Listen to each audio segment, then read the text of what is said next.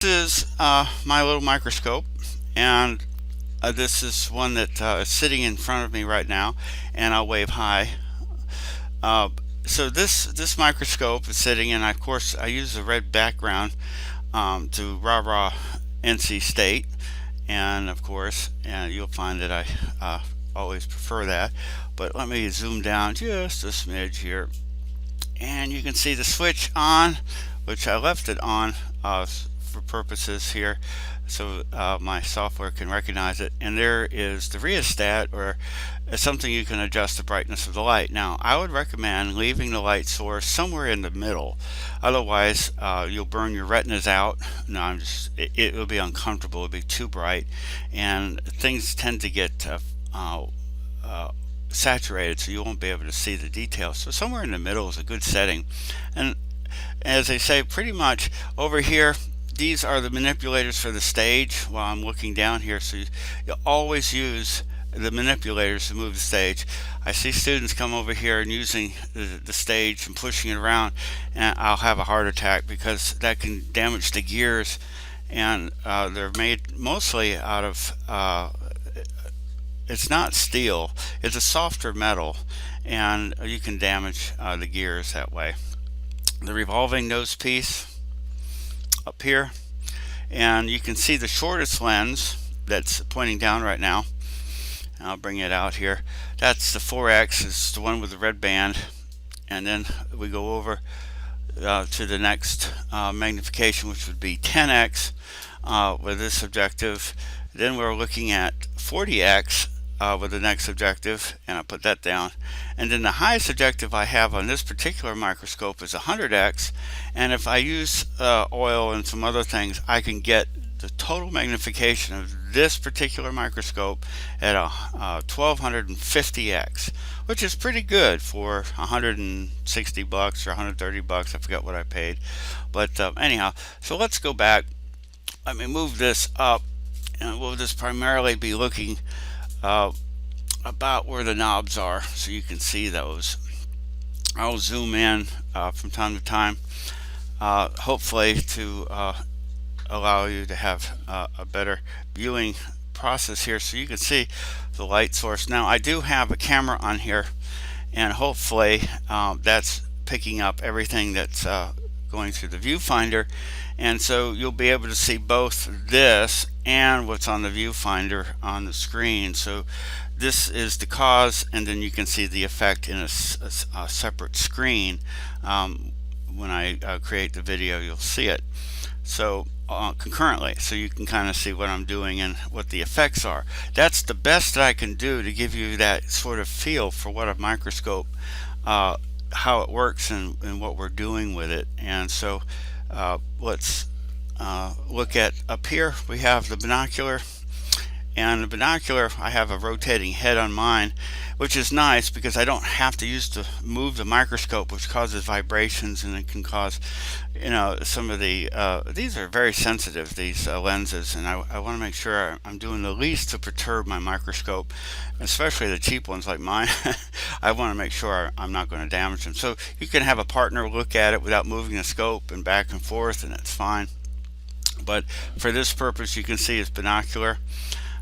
You can adjust the width if your eyes are farther apart or whatever. You can adjust it just like a binocular, and so you can have that sort of experience. And so this is typically 10X, and mine, of course, I had a weird one with a Carl Zeiss. I had 15X, and then we have the objectives down here, and they're always written right on them, on a lab practical or whatever. You can read right off the lens what the power is, and you get familiar with it as to, is it 1, 2, 3, or 4, and they're color coded and all that.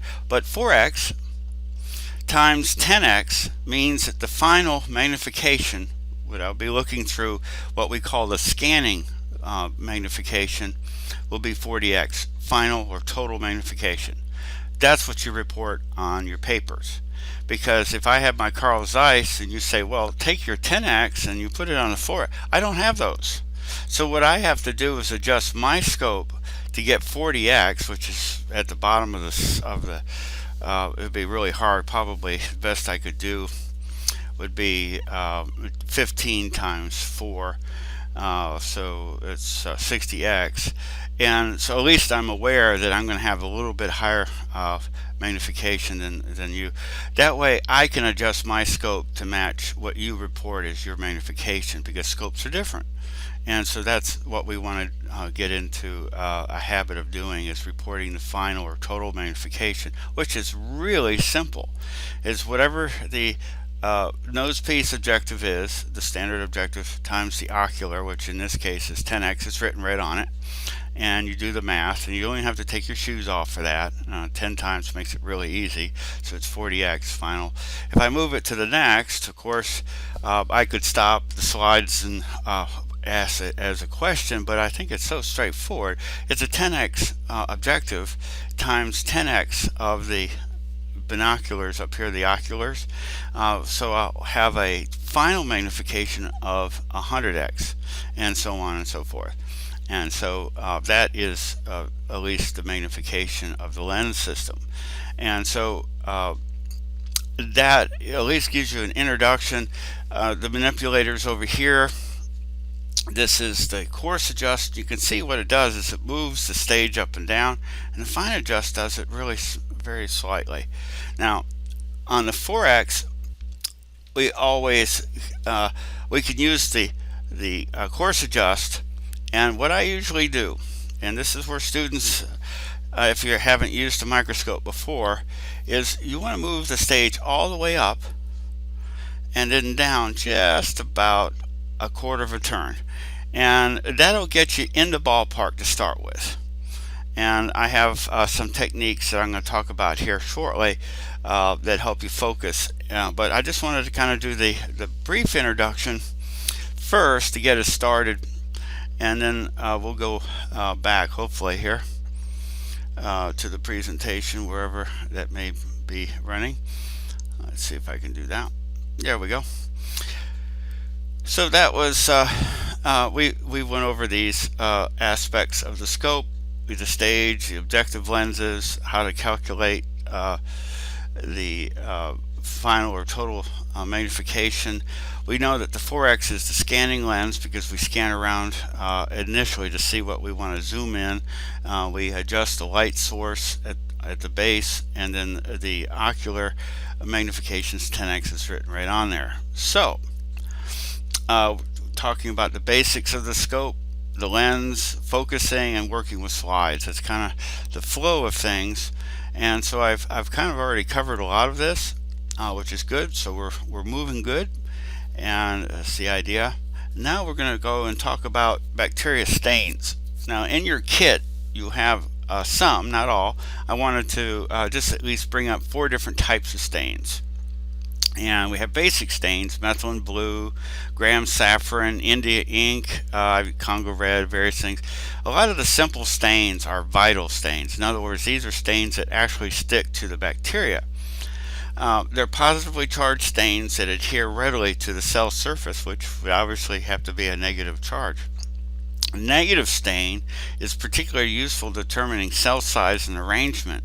Nigrosin, which is in the kit, is an acidic negative stain and is used to stain cells that are too delicate to heat fix. This means, so if it's a negative stain, it's acidic, then it's binding to more of a charge that allows us to see things. So it's acidic, which is hydrogen positive charge, and it's going to be binding a negative. But negative stains kind of give you higher contrast than other stains do. So the nigrosin stain is a good one to use. Then we have the capsule stain, which one of the reasons I like to bring this up is, of course, a lot of bacteria that can produce these polysaccharides, which we talked about in class, is a way to try to escape the immune system because it's covering itself with carbohydrates. And of course, carbohydrates are considered or seen as self, and self means that, well, you know, we're not create an immune response to it, and that's how bacteria can evade it. So we want to know if they have it. A good one would be, I think I have a slide here I'll show you with the capsule stain, but Klebsiella pneumoniae, you'll see that. Usually it's a glistening colony, so you'll know, and you go to put your loop on it, which I'm going to talk about loops here in a minute. It's real snotty and stringy. I know if you've had your dinner or lunch or whatever yet, but yeah, it's nasty. And then the good old gram stain. We're going to talk about that last. You're set up to do that. And I'm going to talk about it just briefly. We've already gone through the logistics of the gram stain and how it works in chapter 2. And you see how well this overlaps. So we're already ahead of the game in the lab part because we took the time and you invested the effort in chapter 2. And so that's why the summer is, we have to move quickly, but we can do it smartly, I hope. And I hope you're following along as we do this with a smile on your face, because that would be a good thing. Okay, so anytime we work with cultures on a slide, we spread it over the surface of the slide. Now, there's a problem with slides when you buy them brand new. The kit's no different. Anytime you have brand new, spanky new slides, the companies that manufacture these are really proud of them, and they don't want them to stick. There's a sort of a charge effect that happens between glass. So what they'll do is they'll spray animal fat on the surfaces of the slides, and that way they're easier to take apart and they glisten, and you'll be really happy about. Well, from a microbiologist point of view, that's a disaster. That means that we have to clean these slides every time we get a new slide. We got to clean it because bacteria won't stick to it. Animal fat is not conducive for getting bacteria to stick to a slide. So what we have to do is clean it. Now, there's several ways you can go about doing this. We can do it the easy way or the hard way. Depends on the resources. So I'm going to leave it up to you. But you can soap and water it. Just make sure you're aggressive with a good soap and wash it thoroughly. I would use warm or a little bit hotter than warm water to rinse the slides, and it's okay. You can dry it aggressively. The idea is you want to get that animal fat off because the bacteria won't stick and it won't spread very well either. So that's something that we want to try to do. And then you pass the slide through a flame. Now, this gentleman's not wearing a glove, and it's not a good idea to ever hold the slide with your hand. I would use if you have any laundry or clothes clips or any types of tongs or anything like that to hold the slide, because you don't want to burn your fingers. But you want to pass it through the flame about 2 to 3 times, depending. If it's a candle flame, maybe 4. If I'm using a Bunsen burner, maybe 2, 3. And I'm going to show you how to use a Bunsen burner at a later date. Then you flood the slide with a stain once the bacteria is sticking. So you can see that if we don't fix it first, then most likely the bacteria are going to get washed off when you apply the stain. Okay, so this is kind of the overall steps that are involved, and there's more detail, and I'm going to go over that here in a second. But this is really important, is if sometimes if you don't have the soap and water and you're not accessing that in a lab or whatever, all you have to do then is to take the slide and just burn the animal fat off by passing it through the flame. Now, I'm reluctant to mention it because some get that confused with heat fixing. That is not heat fixing. What we're trying to do is get rid of animal fat. You can burn it off the slide, and for me, in my hands, it seems to work better. The fat actually gets incinerated, and the slide's not going to catch fire or anything like that. It's be hot, so you got to be at least observant of that. But we are adults and we know about hot things. So anyhow, I just thought I'd mention that. So the idea of flooding it. Now, let me go to the next slide and go in a little bit more detail. Now, the sources of our cells of bacteria that we're going to look at can come in many different forms. I got 2 that we're looking at. One is from a liquid culture, and then we can just spread that. Usually you can use a little micropipette or whatever you want to use. Very strict. One of the things I find students feel like they have to see the bacteria, and they put so much on there. It's it's almost like trying to look at a cake, uh, and having a microscope look through a cake. I mean, it's going to be really hard. So I just a light application of cells will be good enough and allow it to air dry. So the media is fine. Allow it to air dry. You can blow on it. I usually, what I'll do is that I'll put a drop on the slide. If it's a good clean slide, you'll find out because you use the side or the edge of your loop. And I'm going to talk about the inoculation loop here in a little bit. But you can spread the bacteria culture across the surface of the slide, the top surface. Now, how do you know if your slide is the top or bottom? Well, it's really up to you, but most of them are fritted. In other words, they sandblast the slide at one edge or one corner, and you'll see that. It's a whitish, and obviously it's rough because they sandblasted the slide. That's the top. And then you can write on that with a pen, or I usually just use tape and write with a pen and then tape it over the frit part, and you'll be set.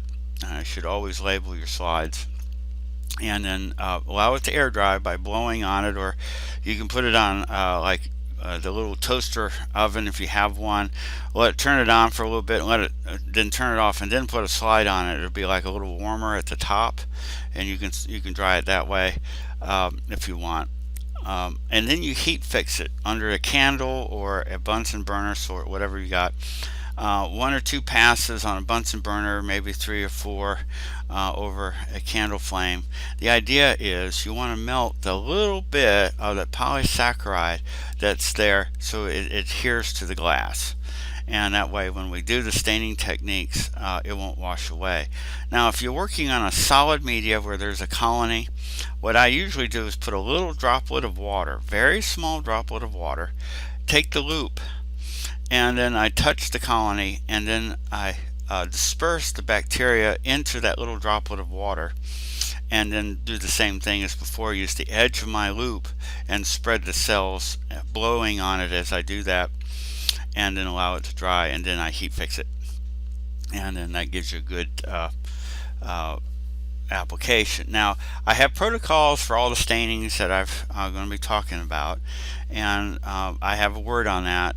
Protocols are something you follow, and they're called SOPs in the hospitals, standard operating procedures. We have to follow those.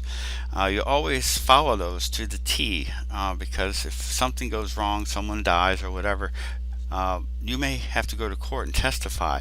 You did the SOPs as, whatever. You can imagine a grieving family and it was due to an error.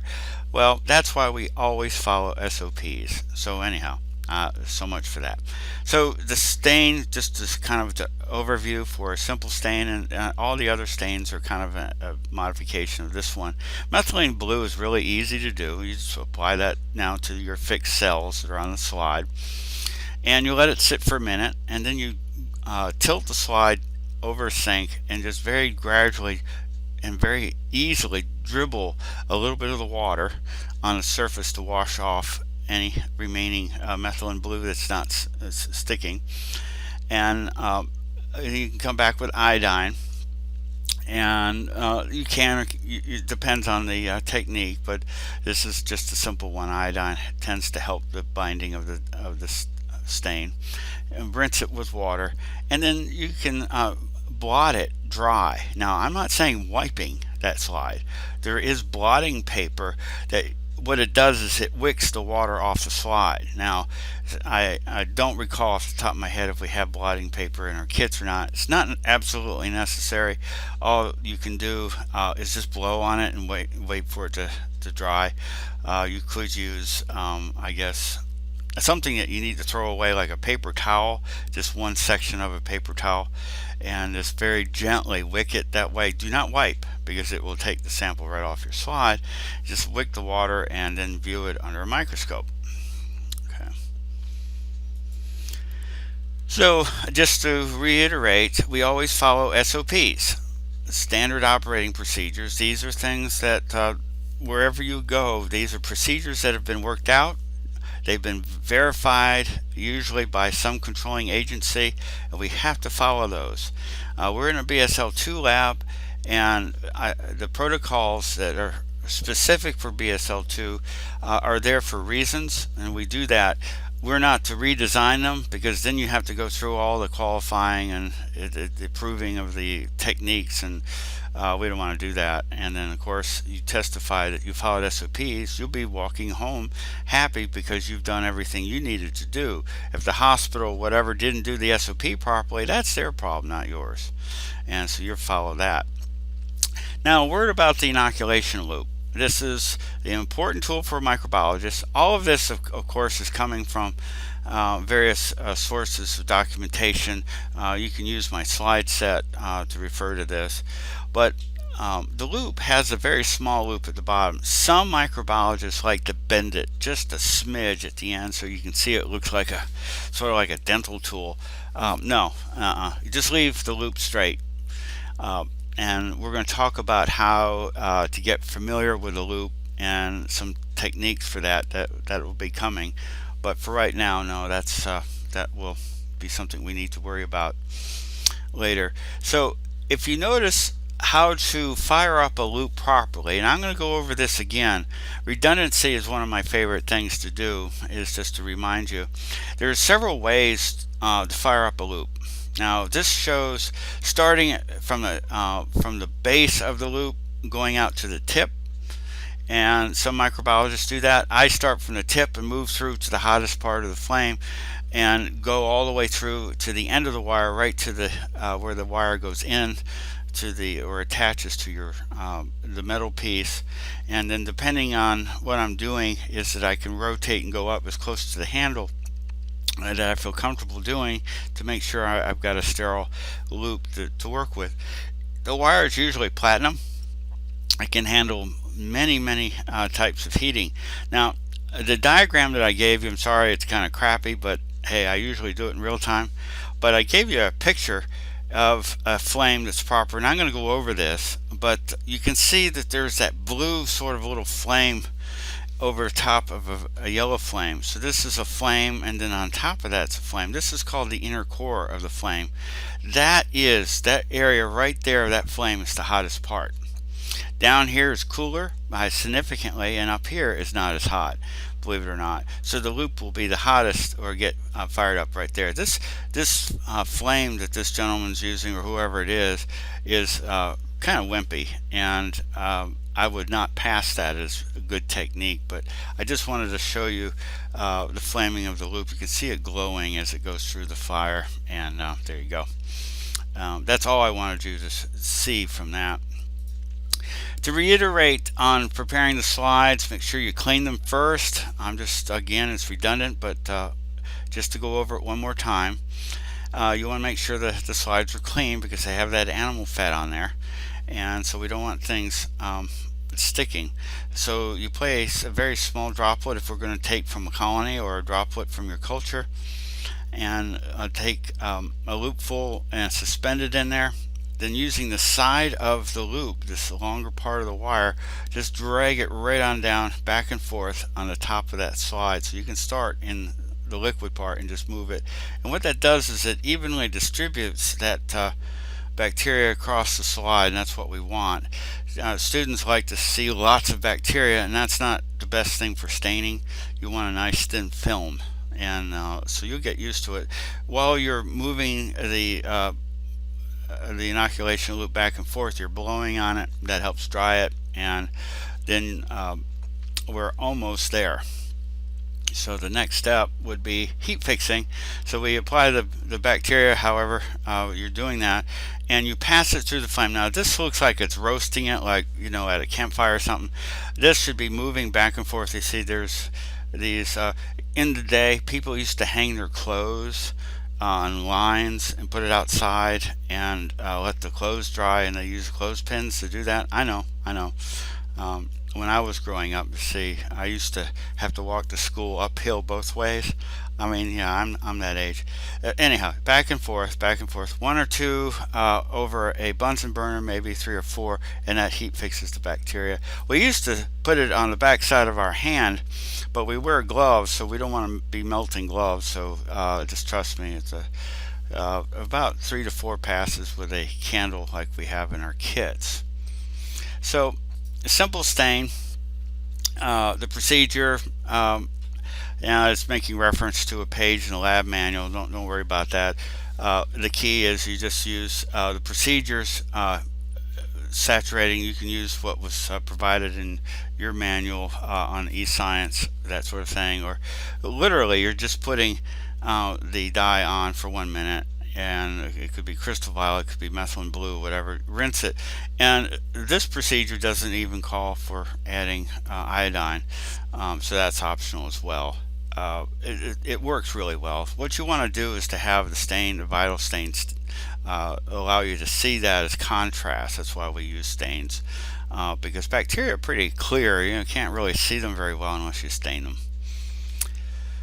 A negative stain is an excellent way as well. We usually use the negative stains for looking at cellular morphologies and various things. It depends. Nigrosin stain, I believe it's in our kit. You can stain, and they use, instead of using the flat side of your loop to spread it, you can use another slide, and you tilt it, and it sort of spreads the bacteria. You can do it that way if you want, but anyhow, the slide set's available if you want to look at the procedures to try some of these with your kit. I highly encourage you to try restaining, even though the procedure may not be it may be a deviation from what the eScience folks do, but you feel free. Now, my offer still stands. If you do a stain, I prefer you to do it with a gram stain, but if you're really proud of that gram stain, you can send it to me, and I will visualize it and image it and then send it to you electronically. So the only rub is that you have to mail it to me through snail mail using my home address, which I'll provide, and you can send me your slides, put your name and all that stuff, and then I will email it to you imaged on a microscope, the very one I have here, and you can have your very own copy of your first gram stain. If it bores you and that's not something you want to do, that's fine. I'm not going to think any more or less or anything like that. I just want to provide that opportunity for you to capture some of your staining skill. The capsule stain is kind of fun. I'm going to show you that at the very end of this video today. I'm just going to go through some slides so let you see them and see how I do it. And then the gram stain. Now the gram stain we've already talked about. Again, just ignore the lab manual reference. I ripped this off from something else, but it's okay. For education, the idea is knowing what we're doing, and you follow SOPs. I will give you a standard sort of a visual that has a step-by-step of a gram stain, and that will be added to the materials for the microscope section. So you saturate the smear. Now literally you just flood the slide after you heat fix, of course, the slide. So then you tilt the slide just a little bit and you gently add water. Then you saturate it again. You flood the slide flat again, and you flood it with iodine, and then you tilt it and you gently rinse it. Now you don't use force, you don't use the highest setting of the sink or something like that, because you'll be very unhappy because you'll be washing the cells off the slide into the drain. And then you decolorize with a gram decolorizer, which is really a mixture of 80 to 20 alcohol to acetone. I believe it's 80% alcohol and 20% acetone. It varies. 3 to 5 seconds only. And so if you see a certain color pouring off all of these, it's obviously not gram positive. Now, you can't make any determination. The only way to know if it's gram positive or not is by viewing it under a microscope. Whatever comes off the slide really is irrelevant. You can't use that, so you don't know. Then you rinse it gently with water. You counter stain, because if it's not going to be a gram positive, then we've decolorized the cells, so we need to come back with a counter stain, which is in your kit with saffron, and you flood the slide and you let it sit for 1 minute. Then you tilt the slide and rinse it very gently with water, and then we dry it, not wipe it, we dry it by wicking the water off of it with bibulous paper, or if we have to improvise, use a paper towel, but ever so slightly. Just wick the water off of there, or you can be patient, just blow on it until it's dry, and then we look at it under a microscope. So gram positives will be purple, positive purple. I sprayed all over the microphone. Positive purple, so hopefully you'll remember that. Negatives will be red. I don't say pink because that's spitting, and then you get that confused. So gram negatives stain red, a reddish color, and so you'll see that. And when we do unknowns, we always want to try to do something that has a control. You may or may not want to do that, but a lot of times when we're starting to learn this stuff. So now I'm going to show you on a microscope how to put up a slide and that sort of thing, but I'm going to talk through it first like I did before. So there's the stage, there's the clip I was referring to there. That clip right there, you see how nicely I put that, gee gosh, it's amazing. Your instructor is just, he's a mess. Anyhow, you just pull this little arm back, if that's the way the one on your microscope works, but a little stage, and what that does, it has a little bit of tension on there, and that'll hold the slide into place. This one's a little bit different. I just wanted to show you the tensioners, like the ones that we have at Wake Tech, is actually this something you squeeze, and then the tensioner is sprung with the spring here, and it wants to move this way, and it holds the slide. So my scope has this little swinging arm that holds the slide. This one is that kind of clamps it, but it's the same concept, but you want to put the slide because you want to hold it because the stage is going to be moved by the manipulators on the side, and the manipulators are how we move that stage around so we can view the slide and go and look for the goodies. We always start with a 4x when we address the microscope and put the slides on there. It's always at 4x.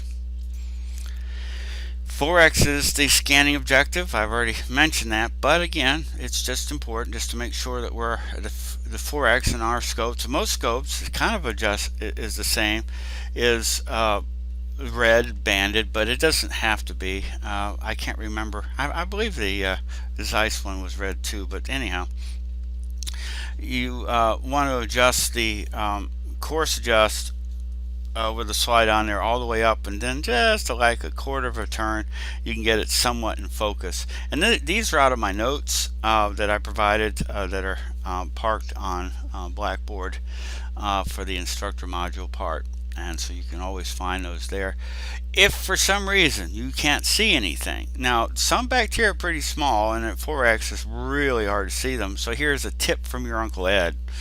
What I would do is migrate the stage to the edge of the slide, and there you're going to see the imperfection of the glass where they cut it, and that will get you on the plane of focus. In other words, if you can see the edge of that slide, then anything that's on that slide you'll be able to see it because now you're on the right plane of focus, and you'll see that. And so that's just a tip to help you get started with 4x and that sort of thing.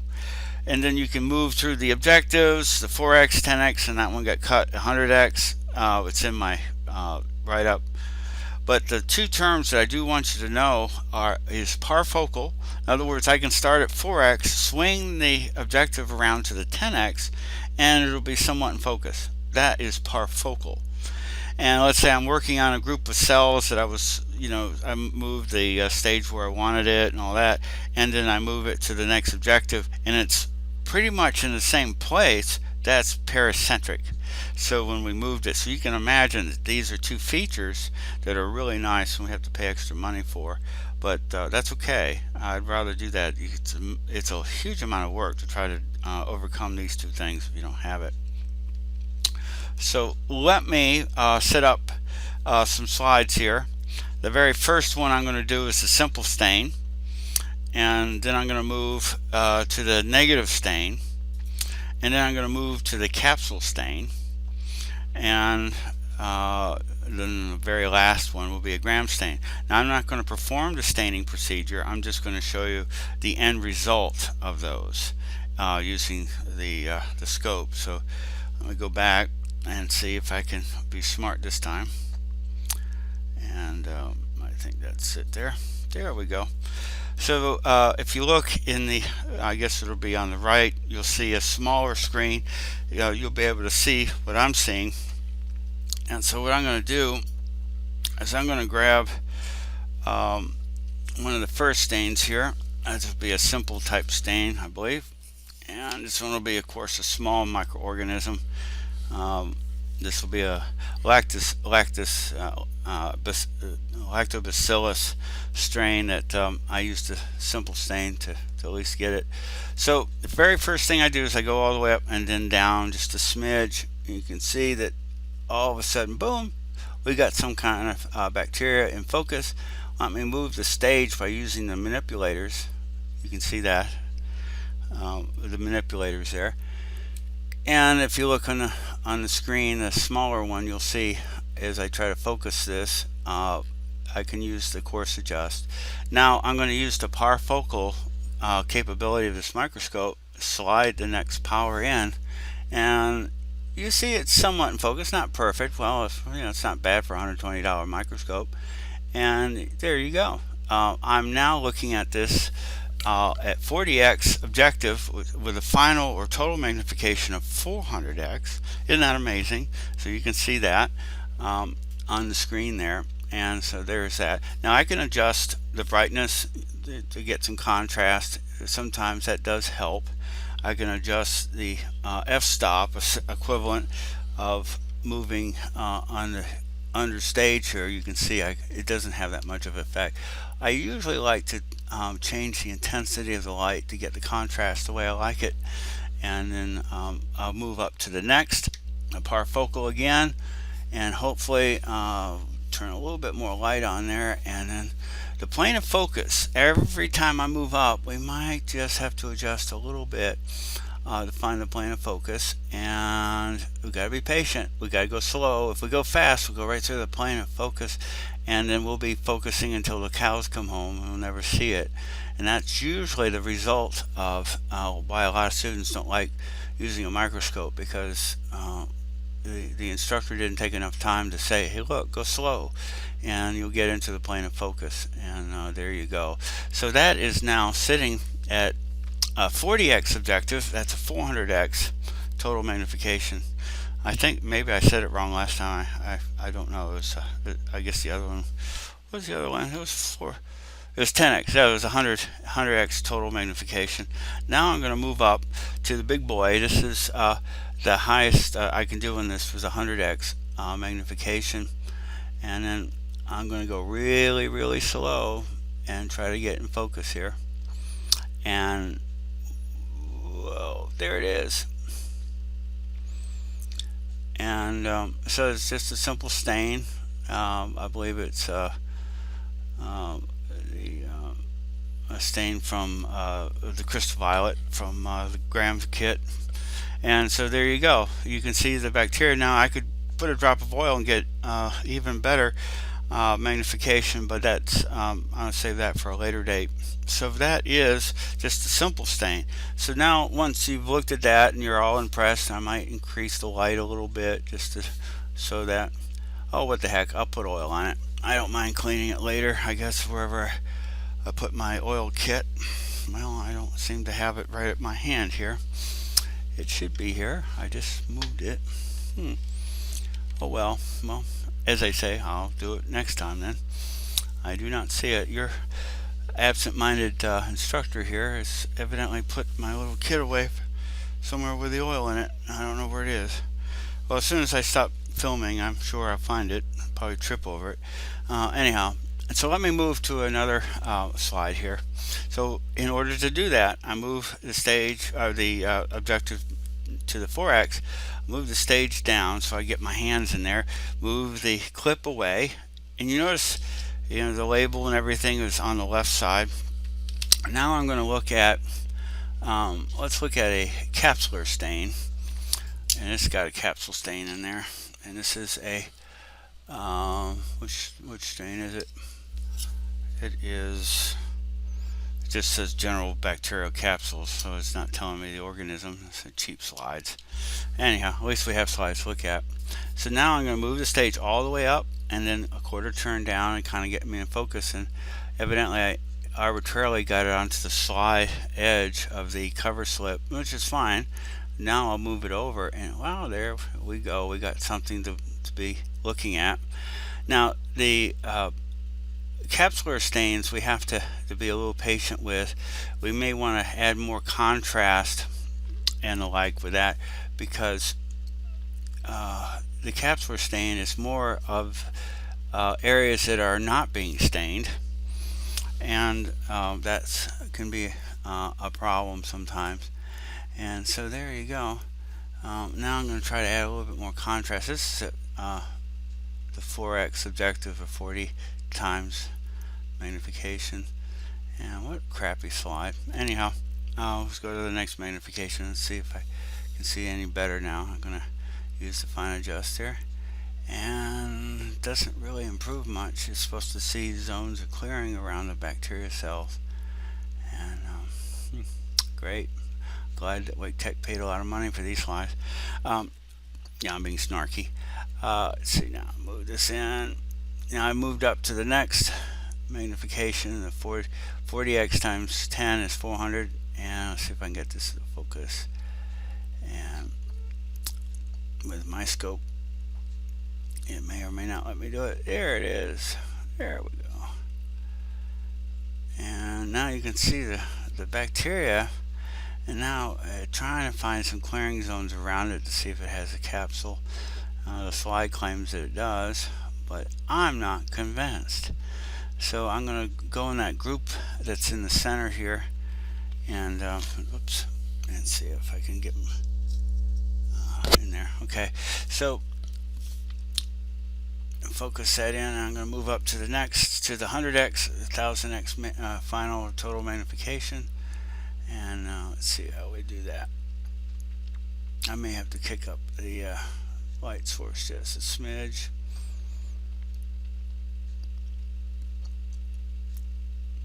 So this is where you get impatient and you go too fast, and you could zip right through the plane of focus, because this is the highest magnification, and hopefully that's not going to let me do that. So let me back down and see if I can get this back into focus. And that's what you do if you get lost. Apparently I got lost, and now we go back to the lens and we slowly bring it in. Hopefully this is where the money pays off in a good scope, is that you want to be able to get it to go in. And once you get through that plane of focus, it'll pop right where it's supposed to be, hopefully. And is it going to let me do it? Is it going to let me do it? I'm not sure. If it was my Carl Zeiss, we'd be done with this. This is where we pay the extra money for magnification. Of course, it always happens when you're doing a recording. I go back on down, and I'm not too worried about it, because it is just a capsular stain, and I'm really not seeing much. I don't think the higher magnification is going to really help me anyhow with this slide. It's a crappy slide. Well, what you would normally see is that material, the coloring around it would be void, and that would be evidence of a capsule. So that was not as good of a slide as I had hoped, but that's okay. I'm going to look at a different bacteria type, so I'm going to go back down a little bit, move the lens back to the 4x objective, the scanning objective, put the next slide on here. These are bacteria types, gram stain. So this will be a gram stain. This will be the last slide that I view for right now. And at the 4x, I'll move up, quarter turn down just a smidge there, and you can see I'm kind of in the ballpark. Now I'll move the lens in, and you see those little specks. So it's not dust, it's not bubbles or anything. That is bacteria. They are small. So I'm going to move to the next objective, use the Parfocal hopefully, and boom, there they are. Not too bad. And so what magnification? This is the 10x objective, so that's 10 times 10 is 100. Total magnification, or final magnification, and then we'll move to the next, and hopefully it's going to behave. Again, this is just the quality of the scope. You just got to move ever so slowly. Let me go back and find out why. It moved quite a good, so we'll get in there, move this one back,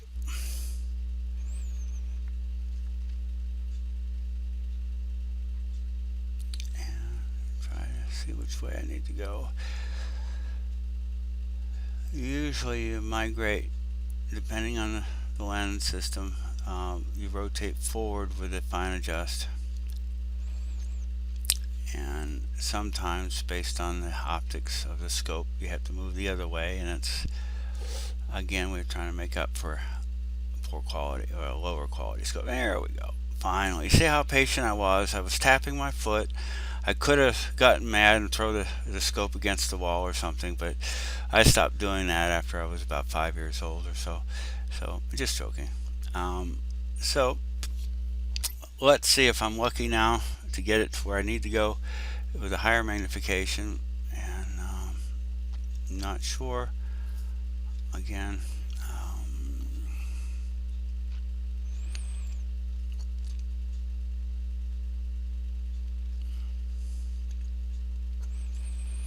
and it seems to be giving me a fit, which is okay. I may have to clean the lens, I'm not sure. I'm going to go back down, and see if I can see it here. Boy, I was off, wasn't I? So I'm going to try to get it there again. Let's see if I can be lucky this time. So going to the plane of focus is really easy to do. I've been doing this for a while, and you can see it's really trying me right at the moment. And